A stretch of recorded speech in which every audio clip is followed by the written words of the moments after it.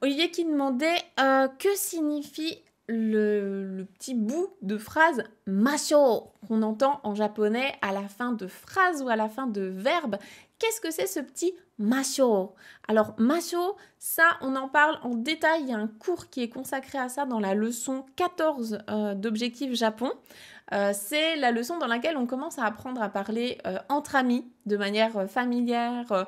Voilà, du moment que vous avez des amis japonais et que vous voulez un petit peu interagir avec eux, ou bien, c'est également ce qu'on entend dans les animés, hein, bien sûr, quand il y a des bandes d'amis qui discutent ensemble. Donc, masho, qu'est-ce que c'est?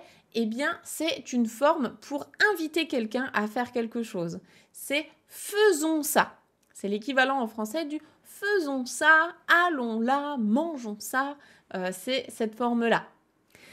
Donc, vous allez la croiser dans des contextes plutôt familiers, plutôt d'amitié ou autres, hein, quand on a des groupes de personnes qui font des choses ensemble. Je vous donne quelques exemples. Je pense que vous en avez déjà entendu quelques-uns, notamment ikimashou, ikimashou, allons-y. Donc c'est le verbe ikimas, aller, iku, ikimashou, allons-y. Donc vous voyez ce masho, il se met sur le verbe ikimashou, allons-y. Je pense que vous connaissez aussi peut-être le verbe gambarimashou. Faisons de notre mieux, courage à nous, hein, gambarimasu.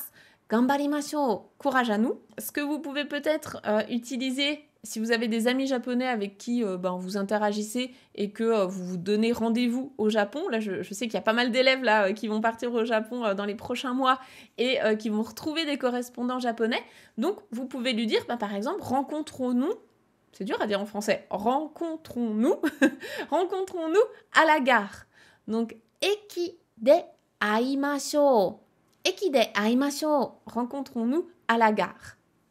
Avec le verbe aimas, rencontrer. Je vous donne encore 2 exemples, mais après, vous pouvez faire ça avec tous les verbes, bien sûr. Justement, s'il y a un de vos amis qui vous propose un programme et que vous voulez dire, ouais, carrément, faisons ça. Donc, faisons comme ça, faisons cela. Là, ce serait so shimashou. So shimashou. Faisons cela avec le verbe shimas pour faire. Et le dernier, celui-là, je vous incite à l'utiliser avec vos camarades si vous avez justement des compagnons de route avec qui vous apprenez le japonais. Hein, c'est ce que je vous invite très fortement à faire. Connectez-vous à d'autres apprenants du japonais de votre niveau.